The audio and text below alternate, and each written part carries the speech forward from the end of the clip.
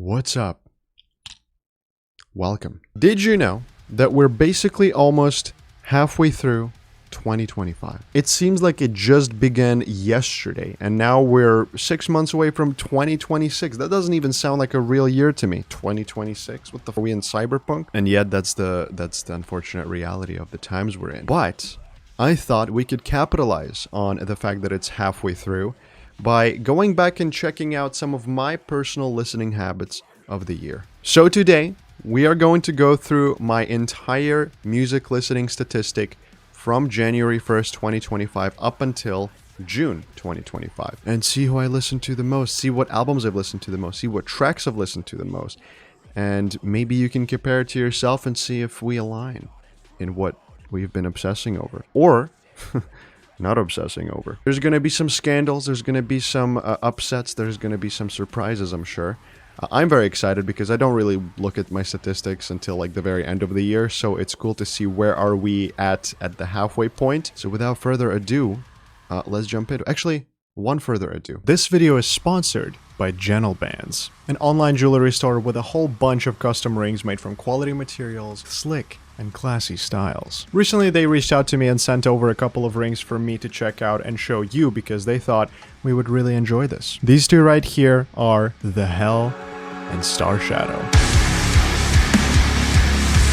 They both look pretty great on my fingers. I think I'm leaning more towards the Hell just because of its lighter tone and how close it is to my hair. But which one do you think suits me better? Both of them are sturdy, dense tungsten rings, so they feel pretty solid and can go with anything from casual to pretty dressed up outfits. The real standout though, a real guitar string woven into the design of both of these. Honestly, it's a perfect gift for someone that's into metal, guitar, or music in general, because I mean, it's just such a cool touch. Gentle Bands also offers free engraving, so if you want to put a name or a date or a favorite band onto these, you can. If you're into it, check out Gentle Bands via the link in the description. You can use the code Bogdan for 25% off your purchase. Again, big thanks to Gentle Bands for sponsoring this video, and let's get back to it. So, in front of me, I have this little thing called Last.fm. If you don't know, it's a website where you can connect it to your Spotify and it logs your stats in a much bigger detail than Spotify does with its wrapped yearly series. And it basically shows you what you've been listening to, what are your top tracks, and people leave some comments. Let's see. Ask Kelly08 said, "The GOAT." Thank you so much. So anyways, this is a very cool resource. If you want to check it out yourself, I highly recommend. I'm a big statistics nerd, so I love to see graphs and numbers and comparisons and stuff like that. Anyways, let's get into it. I think we should start maybe with our artist roundup and see what artists I've listened to the most this year. All right, so here we are, January 1st to June 20th. What do we have here? We're gonna do top 50, even though there's technically more pages of this, but I just don't want to bore you to death with all this stuff. So we can see already some big names popping up like Polaris and Aviana and Loathe, especially. I haven't really listened to much of these. These numbers stand for amount of times I've listened to their music. So basically I've heard Loathe music 33 times this year, which doesn't seem like a lot at all. There's some cool bands here like No Kind of Rider, for example. If you've been watching the channel, you know I've recommended them before to my indie rock lovers. It's a really sick band. We can already see some pretty big drop-offs like Bad Omens being so low, like Moths to Flames being so low. I don't know, man. I've been focusing on other bands, I guess. I've been focusing on other music. We've got Muse here. Actually, I've been listening to Muse quite recently, so a lot of these listens would be very, very recent, like a few weeks. So let's scroll up a bit. Oh! We got Sleep Token at number 31 with only 48 listens. That's pretty rough. I'll be honest with you, that Even in Arcadia album kind of just didn't really land for me at all after my initial reaction. I thought I liked it a lot more than the Eden album, but man, I tried to come back to it and there's just not much for me to grasp from there. Still quite high out of all artists, 31. But definitely not as high as some of you may have expected following my thoughts in the album reaction. What else do we got here? We've got some Novelists. Novelist dropped an amazing album this year. This number is going to go up for sure. I've been listening quite a bit to that album. Some System of a Down. Some good old System of a Down. I'm seeing them live. This September, my beautiful fiance got me some tickets to the Pit So we're gonna see them live. We're gonna see System of a Down. That's crazy. Here we start seeing some more recurring guests of the channel like Silent Planet, Boundaries, Imminence. All quite low, I would say. Not even the top 20, especially for Imminence. I feel like I've listened to those deluxe songs quite a bit. Maybe that's kind of the only thing I've listened to by Imminence this year. Let's keep scrolling. Oh, wow. Oh, wow. Invent Animate at number 17. That's pretty brutal. That's pretty crazy. I expected them to be a lot higher. I guess they haven't released a lot of new music for me to enjoy this year as opposed to years before. There was that split EP with Silent Planet. I'm not sure how this website deals with those. Maybe it's still technically Invent Animate songs. Surprised to see Landmarks quite low as well. I mean, they dropped the whole album. And I don't know, I guess I haven't really come back to it as much. I'm good. I'm happy to see 156 Silence make a top 20 at least. Last year I've been listening to them a lot. It's dropped off since a little bit, but they're still in top 20, baby. Let's go. All right, let's scroll up a bit more.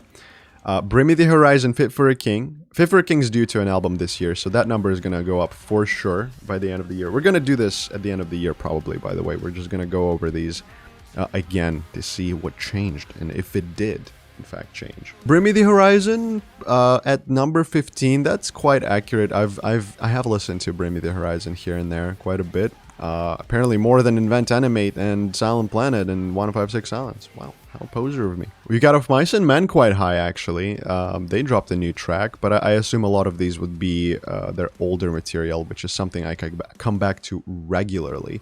Also happy to see Northlane still kicking. They need to release some new music, man. Northlane needs to drop some new material, I think. Drop a like if you think so as well. Let's keep on going. We got Linkin Park. A lot of this would be actually new music with Emily. I've been enjoying here and there. It's still a very weird era of Linkin Park to me without Chester. I mean, obviously, that's the only kind of era that could exist. But, I don't know. As you can tell, I've been enjoying it quite a bit. Because they're almost in my top 10. You know who is in my top 10? Architects. Remember how much I shat on that album they dropped this year? Well, apparently, I've listened to Architects quite a lot this year anyway. Actually, if we can click into this is a bit of a spoiler for the future song and album lists, but let's take a quick look as to what I've been streaming the most out of them. Okay, so as you can see, I haven't streamed the new album as much. The other 3 albums by Architects, the perfect trilogy, has been streamed the most here. I mean, for those that wish to exist especially. Brain Dead, though, is my most listened to Architects track right here. There you go. New album, new material. Evil Eyes is up there as well. Broken Mirror. But as you can see, Architects still quite high up in my list. I'm happy to see that. All right, let's keep on scrolling. Rise Against with 100 listens this year. Just above Alexis on Fire. Both bands that are quite old. Both bands with a lot of backlog of incredible music. And I'm happy to see them. I'm happy to see them so high. I think it's kind of it's kind of showing you how much I've been enjoying some older music lately, as opposed to, you know, the modern metalcore that we all know and love and enjoy. And then we've got some City and Color and Barry Tomorrow just at the top. It's kind of funny. We've got Dallas Green twice in this list. Once with Alexis on Fire, once with City and Color. I mean, hell yeah, top 5 for what is essentially an acoustic indie genre that makes its appearance in my list, compared to all the metalcore and rock that you'd expect to see here. But maybe I'm just going through an indie phase, who knows? But this is it, top 5. Okay, let's scroll one more. We've got Thornhill at number 4, which makes sense. They dropped a huge big new album, Bodies, and I love that album. It is one of my favorite albums this year. I'm happy to see them quite up high. And I'm happy to see them at number 4. It makes me wonder, though, what is the 3 bands that I've listened to the most this year? Let's think about it. I think The Devil Wears Prada is going to be up there because I've been obsessing over Transit Blues album this year. Spirit Box, for sure. is the other one. And what is the third? What is the third I'm scared. Scroll one more. We've got House of Protection. Okay, of course, of course. It's House of Protection. It's House of Protection just completely hijacked everything this year for me.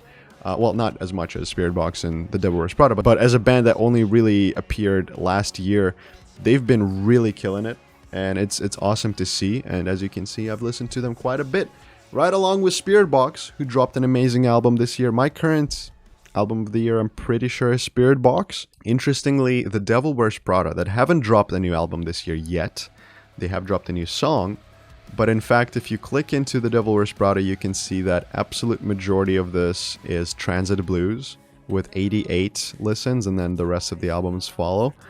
But I did listen to For You quite a bit. It's more of an even split against all of these Transit Blues songs, because what I would do is I would just put the whole album and go from start to finish, and I've been loving that album so much. Transit Blues is such an underappreciated masterpiece, man. So yeah, Transit Blues and The Devil Wears Prada specifically is my top artist this year. Alright, well this is artists, but what about albums and tracks? Let's quickly go through these as well. I think it would be really fun. Okay, well, obviously a lot of these are gonna be pretty close to what we've seen in the artist list, but there are some new names like Dry Kill Logic, for example. I've listened to their album Darker Side of Nonsense.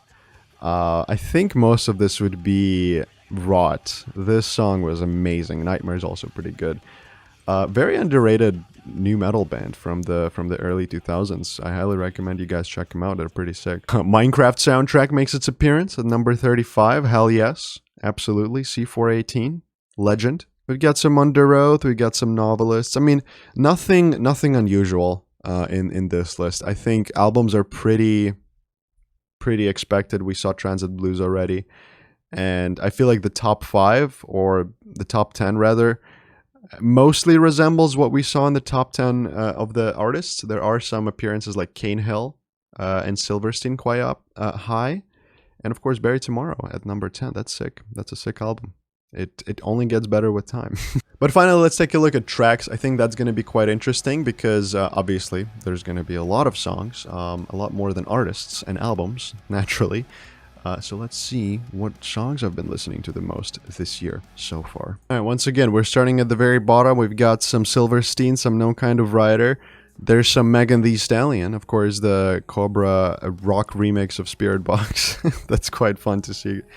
In my top 50. Evanescence. I expected Evanescence Afterlife to be a little bit higher. Of course, that's the new Evanescence track written for the Netflix series Devil May Cry, which was pretty sick. I have a reaction to that up on YouTube. And it's a sick song. I love that song. It sounds very early 2000s Evanescence, which is all you ever need to ask for. We see some The Devil Wears Prada Transit Blue reference in the number 41, and of course some Spirit Box. There's going to be a lot of really cool songs here. I love my music taste. I love songs I listen to. Shocker. Muse, Fury, very cool song. I only recently discovered this album in full, Absolution, and it has some fucking songs, man. Oh my god, Fury is one of them. This was very recent listens. They all came probably in the last week, so there you have it. Breakdown of Sanity, with their big comeback single, The Hunt. I've listened to it quite a bit, 10 times. It doesn't seem like enough, but if you think about it, like if you listen to a song 10 times, that's quite a bit. So lots of Alexis on Fire. Mostly This Could Be Anywhere in the World and Sans Soleil. Those are my two favorite songs by them, by the way. So there you go. As we've discussed before, Brain Dead Architects is on the list as well. It's my favorite song of that album, because it sounds very similar to House of Protection, which there is a lot of House of Protection on this list too. Shocker. Vestige by Mirrors. Excuse me, can Mirrors drop a new song already? I feel like they dropped one of the best songs last year at the very end in December and just disappeared, just fell off the face of the earth. I need more Mirrors right now, because that song was amazing. This band sounds very promising, and I want to hear more of Mirrors. Thank you. House of Protection, some Cane Hill, some Kingdom of Giants, House of Protection, Kingdom of Giants. And then we come to the very top, which is Uncooked, 4 Years Strong.